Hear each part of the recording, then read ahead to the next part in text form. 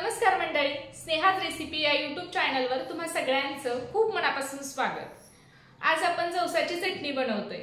आता जवसाची चटणी पौष्टिक आहे, रुचकर लागते, बनवायला खूप सोपी आहे आणि फार काही साहित्य लागत नाही। तर चला रेसिपीला सुरुवात करूयात। पण त्याआधी तुम्ही जर चॅनलवर नवीन असाल किंवा अजून आपल्या चॅनलला सबस्क्राइब केलेलं नसेल तर पटकन स्नेहाज रेसिपीला सबस्क्राइब करा आणि सबस्क्राइब केल्यानंतर शेजारील बेल आयकॉन प्रेस करा। आता त्याने काय होईल, जेव्हा मी नवीन व्हिडिओ अपलोड करेन तर त्याचं नोटिफिकेशन सगळ्यात आधी तुम्हाला मिळेल आणि तुम्ही कुठलाच व्हिडिओ मिस नाही करणार। तर चला जवसाची चटणी बनवायला सुरुवात करूयात। सगळ्यात आधी आपण जवस भाजून घेऊयात। त्यासाठी इथं गॅसवर कढई गरम करत ठेवलेली आहे। त्यामध्ये 1 वाटी जवस घालूयात आणि आता मंद आचेवर चांगला फुलेपर्यंत हा जवस व्यवस्थित भाजून घेऊयात। जवस असा सतत हलवत राहायचं, म्हणजे मग सगळ्या बाजूने हा जवस व्यवस्थित असा भाजला जातो। जवस मंद आचेवर खमंग असे भाजले ना, मग चटणी पण खूप छान होते आणि बरेच दिवस टिकते। जवस जसा जसा भाजला जातो तसा तसा तो तडतड उडायला लागतो। जवसाला अशी शाईन आलेली आहे, छान फुललेले आहेत। तर इथं आपला जवस व्यवस्थित भाजून झालेले आहे। तर आता एका प्लेटमध्ये काढून घेऊयात आणि आता हा जवस थंड होण्यासाठी असंच बाजूला ठेवूयात। नंतर इथं गॅसवर कढई गरम करत ठेवलेली आहे। त्यामध्ये 1 चमचा तेल घालूयात आणि यामध्ये 8 ते 9 लाल सुक्या मिरच्या घालूयात आणि परतून घेऊयात।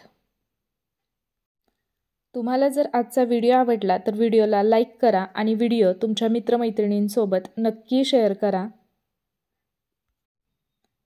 मिरच्या व्यवस्थित परतून झालेल्या आहेत। तर आता गॅस बंद करूयात आणि ह्या मिरच्या एका प्लेटमध्ये काढून घेऊयात।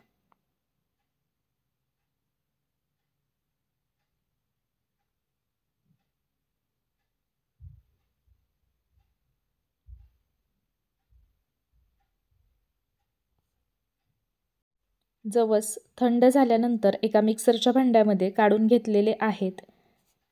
त्यामध्ये घालूयात आपण परतून घेतलेल्या लाल सुक्या मिरच्या, 5 ते 6 लसूण पाकळ्या, थोडासा गूळ घालूयात, थोडीशी चिंच घालूयात। थोडासा गूळ आणि चिंच घातल्याने चटणीला चव चांगली येते व जवसाचा उग्रपणा मोडतो। आता चवीनुसार मीठ घालूयात। आता हे मिक्सरवर बारीक करून घेऊयात। हे मिक्सरवर बारीक करून घेतलेलं आहे। तर इथं जवसाची खमंग अशी चटणी बनवून तयार आहे। तर एका प्लेटमध्ये काढून घेऊयात। तर इथं जवसाची चटणी बनवून तयार झालेली आहे ना बनवायला सोपी। मग वाट कसली बघताय, तुम्ही सुद्धा पटकन ही जवसाची चटणी बनवा आणि बनवल्यानंतर ती कशी झाली, तुम्हाला आवडली की नाही ते कमेंट बॉक्समध्ये नक्की कळवा। आणि आजचा व्हिडिओ तुम्हाला आवडला असेल तर व्हिडिओला लाईक करा आणि शेअर करा। चला तर मग लवकरच भेटूयात अशाच एका नवीन व्हिडिओमध्ये आणि अशाच एका छानशा रेसिपी सोबत। तोपर्यंत नमस्कार।